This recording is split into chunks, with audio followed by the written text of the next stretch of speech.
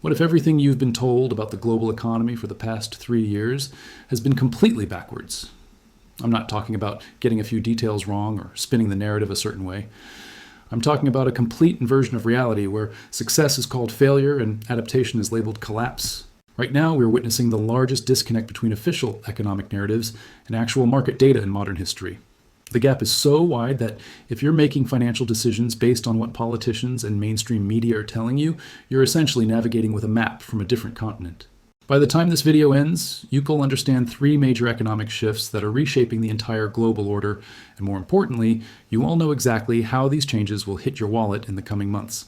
Let's begin with something that should be impossible according to everything we were promised. 3 years ago, the Western world assembled what was marketed as an unprecedented economic weapon.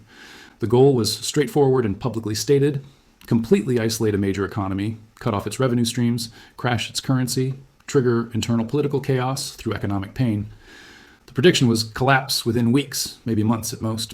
Financial analysts were on television explaining how this was different from every previous sanctions regime, how modern financial integration made it impossible to survive outside the Western system, how the combination of measures would create cascading failures across every sector. Fast forward to today, and we need to confront an uncomfortable truth. Russian oil is currently flowing at 4.2 million barrels daily. That number has been climbing, not falling. We're not talking about some black market trickle that barely keeps the lights on. This is industrial scale export at volumes that rival pre-conflict levels. The narrative you've probably heard goes something like this. Sure, oil is still flowing, but Russia is forced to sell at massive discounts. They're losing billions. The sanctions are working exactly as intended. Economic pressure is building. Collapse is inevitable. We just need more time. That story sounds reasonable until you actually follow the money and see where it goes. Here's what actually happens. This is documented in shipping data and trade records available to anyone willing to look. Russian crude leaves port selling at roughly $28 below Brent crude benchmark. Massive discount, right? Clear evidence of sanctions working. But then something fascinating occurs during the journey. That same oil shows up in Indian refineries, where somehow mysteriously the discount has narrowed to only $8 per barrel. $20 per barrel just vanished somewhere between Russian ports and Indian facilities. Now the obvious question, where did that money go? The answer reveals why this entire strategy has produced such unexpected results. That $20 spread gets carved up by an entire ecosystem that emerged specifically to facilitate these flows. We're talking about shipping companies operating vessels that Western insurers won't touch, traders willing to handle transactions that major trading houses avoid, logistics coordinators managing complex routes that bypass traditional channels, insurance providers covering risks that standard policies exclude. This is the shadow economy of sanctions evasion, and it's not some small cottage industry. It's a multi-billion-dollar system that's become more sophisticated every month. But here's the part that changes everything about how we should understand the situation. Many of these intermediaries, these shipping companies and trading firms and facilitators taking their cut from that $20 spread, they're not independent actors. Deep research into corporate ownership structures reveals connections back to Russian entities, oligarch-controlled companies operating through offshore vehicles, state-linked firms using complex layered ownership. Which means a significant portion of that discount, the money supposedly denied to Russia, flows right back into Russian-aligned hands through this maze of intermediaries. What we're witnessing isn't economic isolation, it's economic evolution. The system adapted faster than anyone anticipated. India has transformed from a minor buyer to one of Russia's largest customers basically overnight. They're purchasing discounted crude, processing it through some of the world's most advanced refining infrastructure, then selling finished petroleum products to European markets that won't buy Russian crude directly. It's geographic arbitrage weaponized. Estimates put India's earnings from this trade flow north of $15 billion. That's not pocket change. That's enough to reshape their entire energy sector, upgrade infrastructure, expand refining capacity. Some Indian business families have built generational wealth from this opportunity in just 3 years. The ripple effects are enormous and permanent. This adaptation reveals something fundamental about economic power in the modern world that most analysis completely misses. In a truly unipolar system, where one power controls all critical infrastructure, sanctions function as advertised. You're either inside the system or you're cut off completely. No middle ground, no alternatives. But that world doesn't exist anymore. What we have instead is a multipolar economic reality where major powers maintain parallel infrastructure, where massive economies will absorb trade flows that others refuse, where logistics networks can be constructed in months, not years, where payment systems can route around any single choke point. In this environment, sanctions don't stop economic activity, they redirect it. They change who profits and who loses, but they don't create the intended collapse. India wins spectacularly from this redirection. Shipping and trading companies are minting money. And yes, Russia takes a revenue hit from discounting, but nothing remotely close to the catastrophic loss that was supposed to force policy changes. They've adapted their economy, found willing buyers, established new supply chains. Every month that passes, these alternative routes become more efficient, more normalized, more difficult to disrupt. This is the new permanent structure of global energy markets, whether Western policymakers want to acknowledge it or not. Now let us move to the second pillar of this economic pressure campaign, where things get even more counterintuitive. The explicit stated goal was to reduce the ruble to rubble. That phrase was used repeatedly by officials at the highest levels. The theory made perfect sense based on historical examples. Destroy the currency, trigger hyperinflation, create such severe economic pain that the population demands political change. Governments have fallen this way throughout history. Currency collapse is one of the most reliable tools of economic warfare. Except that's not what happened, not even close.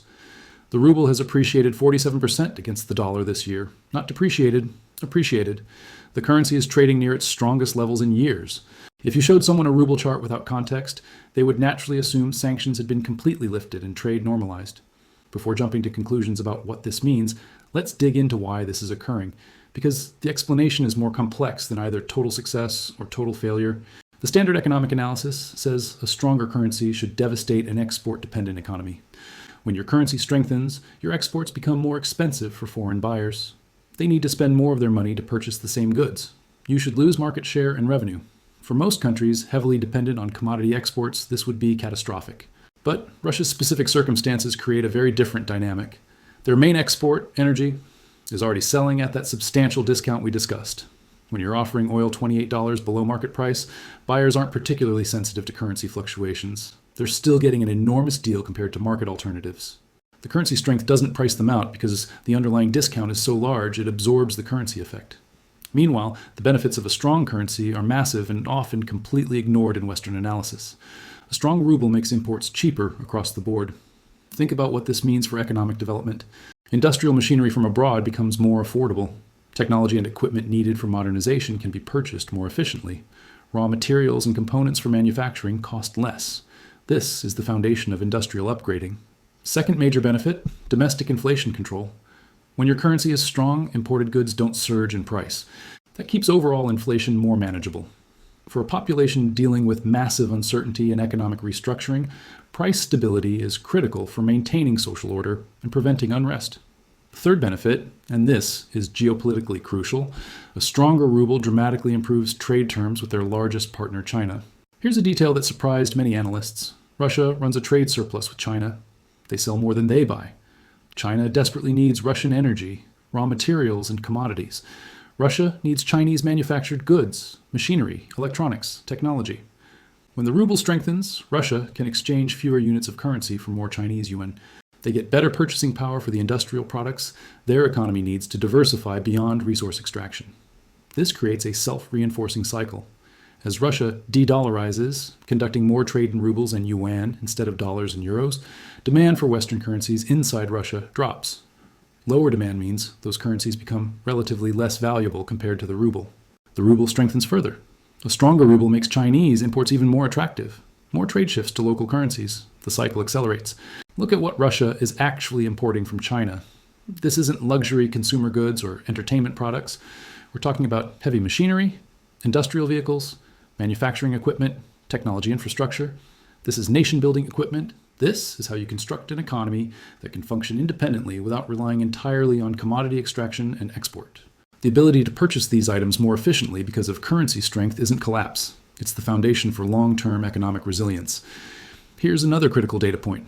Oil and gas revenue, while still important now, represents only 32% of Russia's federal budget. Compare that to just 10 years ago when it was over 50%. The economy is actively diversifying.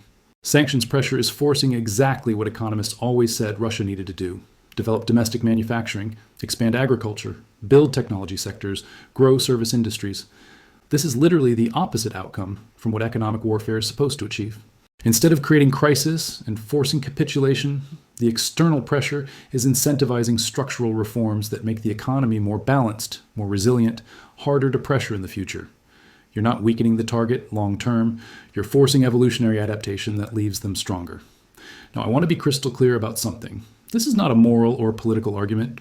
I'm not saying these policies are right or wrong ethically. I'm not defending or criticizing anyone's decisions. What I'm doing is evaluating whether these measures are achieving their stated objectives based on observable data. And the evidence strongly suggests they are not producing the intended results. More importantly, they may be creating unintended consequences that will reshape global economics for decades in ways policymakers never anticipated. The currency situation demonstrates something profound about modern economic reality. In a world where multiple major economies will trade outside dollar-denominated systems, where alternative payment infrastructure has been specifically built to bypass Western financial networks, where digital settlement can happen between any willing partners, currency-based sanctions lose most of their coercive power. The ruble's strength isn't just about central bank policy or capital controls. It's evidence of a fundamental structural shift in how international commerce operates. Multiple currency systems now exist. Trade can flow through multiple channels. The monopoly is broken. This brings us to the third crisis, and this one is just beginning but will define economic reality for years to come. We're entering what I believe will be the most significant commodity conflict in modern history. You might have seen headlines about silver prices in China trading 10% above global markets because physical demand is so intense. That's abnormal market behavior, suggesting either panic buying or strategic stockpiling at national scale. But silver is just the warm-up act. The main event centers on copper, and the implications will affect every person watching this video. Copper prices in China just hit record highs. We're seeing single-day price jumps of nearly 5%. New York markets are showing similar tightness, with prices climbing over 5.5%.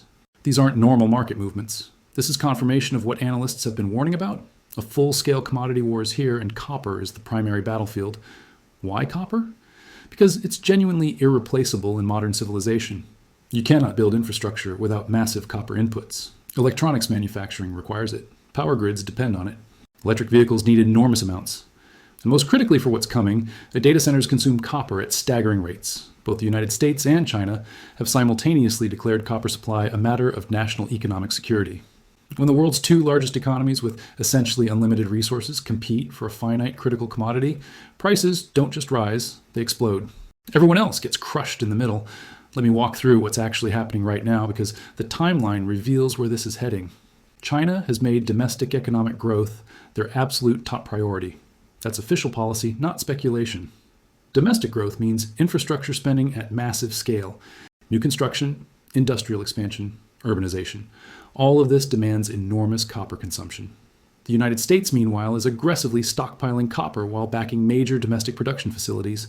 The government is supporting a $7.6 billion smelter project in Tennessee. $7.6 billion? That's not a commercial investment. That's strategic infrastructure to build supply chains independent of potential adversaries. Now here's what makes this urgent for regular people. The artificial intelligence boom isn't slowing, it's accelerating dramatically. Tech giants are committing hundreds of billions to AI infrastructure. Microsoft, Google, Amazon, Meta, Apple, they're all racing to build computing capacity. Where does that capital actually flow? Into physical data centers. Massive buildings filled with servers, cooling systems, power distribution networks. What do data centers require in absolutely enormous quantities? Steel for structure, aluminum for components, and especially copper. Copper for electrical wiring, copper for power distribution, copper for cooling infrastructure. Analysts project data center construction alone will increase global copper demand by 500,000 tons annually by 2030. That's only data centers, not including electric vehicles, not including grid modernization, not including normal construction and manufacturing demand. Think about the mathematics here. Global copper supply is already tight with supply and demand fairly balanced. Not much slack in the system. Now add simultaneous surging demand from two economic superpowers. Add that neither wants dependence on the other for such a critical resource. Add that both see technological supremacy in AI and advanced manufacturing as existential to their future power. Add one more factor. Building new copper mines takes a decade or more from discovery to full production. You cannot quickly increase supply when demand surges.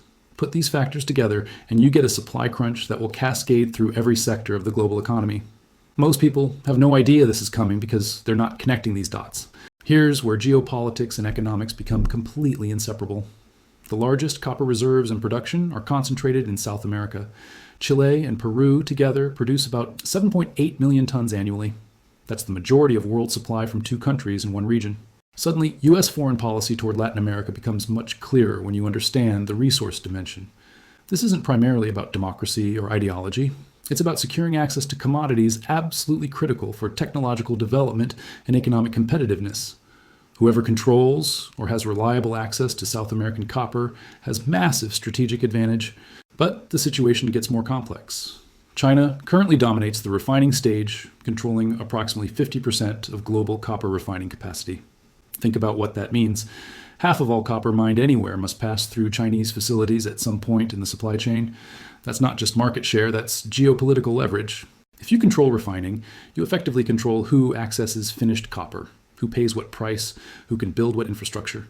The United States recognizes they're behind in this race, and they're scrambling to catch up. But catching up in heavy industrial capacity takes years and costs enormous capital. Trump's tariff policy actually reveals the strategy very clearly once you know what to look for.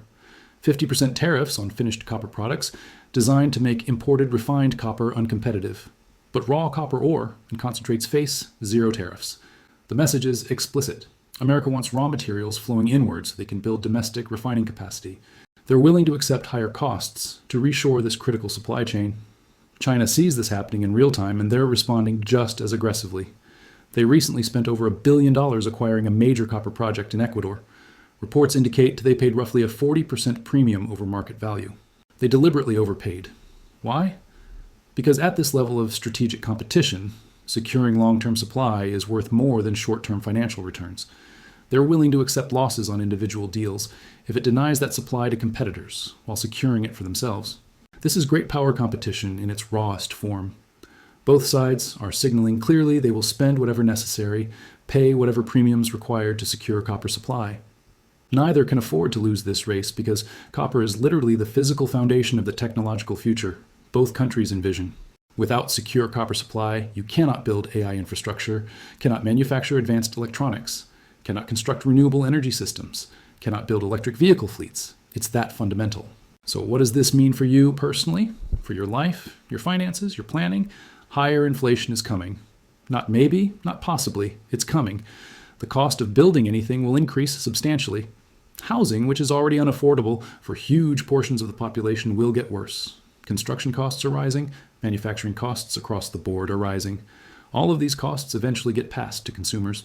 If you thought inflation in 2021 and 2022 was painful, and it absolutely was, the commodity-driven inflation coming in 2026 and beyond could be worse in specific sectors. It might not show up in headline CPI the same way, but in construction, electronics, anything requiring significant copper input, prices will climb sharply. Here's the difficult reality. Neither the United States nor China can back down from this competition. It's not optional. Both governments see technological leadership in AI, advanced manufacturing, and green energy as essential to future power and prosperity. Copper is the literal infrastructure making that technology possible. Without secure copper supply, the future both countries envision cannot be built. So both will keep buying, keep building, keep securing supply, regardless of cost. They'll outbid each other, pay premiums, offer political concessions to supplier nations, and everyone else, all smaller economies, all everyday consumers, will pay through higher prices for everything containing or requiring copper. This is also why the US dollar will continue facing structural pressure. The US government will spend truly enormous amounts securing commodity supply chains. That spending comes from deficit expansion, money creation, increasing money supply. That's dollar debasement by definition. US Treasury bonds, supposedly the safest asset in the world, the foundation of global finance. The mathematics start looking questionable when you factor in spending requirements for this new era of competition. I'm not predicting dollar collapse or bond crisis, but the assumption that they're automatically risk-free, automatically the best store of value, that assumption deserves serious questioning given the spending commitments being made. Let me connect these three stories because they're not separate phenomena. They're different manifestations of one larger transformation. We're watching the end of unipolar economic dominance. For roughly 30 years after the Cold War, the United States and allies could use financial tools as weapons with reliable effectiveness. Sanctions usually worked. Currency pressure usually created intended crises. Market access denial usually forced compliance. Not always, but often enough that these became preferred methods of exercising power. That era is ending not because America is weaker in absolute terms, but because relative balance has shifted. Alternative systems now exist. China built parallel financial infrastructure designed to operate independently of Western systems, major economies. Diversified trade relationships, reducing dependence on any single partner. Strategic resource stockpiles were built. Alternative currency arrangements were established. When you try using economic weapons in this new environment, they don't work the same way. Sanctions that would have crippled countries in the 90s now redirect trade flows to different partners. Currency pressure that would have created crises 15 years ago now accelerates movement away from dollar dependence. Commodity restrictions that would have forced capitulation now trigger races for alternative supplies. The tools aren't useless, they still have impact, but they're significantly less powerful than before. Sometimes they produce counterproductive results. That's not political opinion, that's objective analysis of observable outcomes. For you, as an individual navigating this environment, this matters enormously because it shapes the economic landscape for years ahead. Higher commodity prices flowing to higher consumer costs. Currency instability affecting import prices and investment returns, even if not your local currency. Shifting trade patterns changing which economies grow and which stagnate, affecting investment opportunities and job markets globally. The old rules, assumptions guiding financial planning for 30 years, aren't reliable anymore. New rules are being written in real time through exactly these conflicts and competitions. People who understand this transition, who see these patterns early, will make fundamentally better financial decisions than those assuming the world still works like 20 years ago. So let me ask directly, is the Russian economy collapsing or adapting? Based on data we've examined, oil exports, currency strength, economic diversification, it clearly looks like adaptation.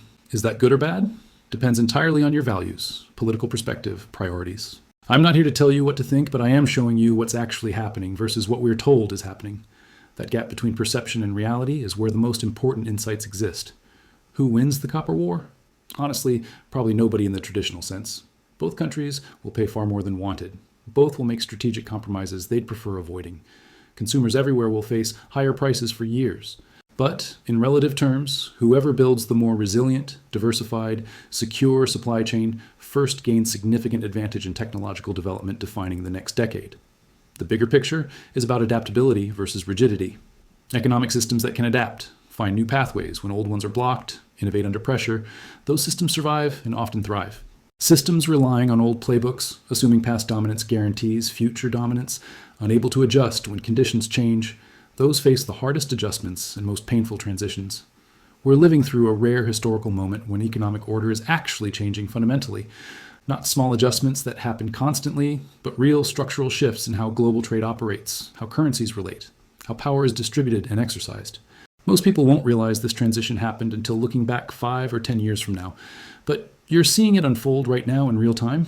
The question is, what you do with that information, how it changes your understanding of where to invest, what skills to develop, what risks to prepare for.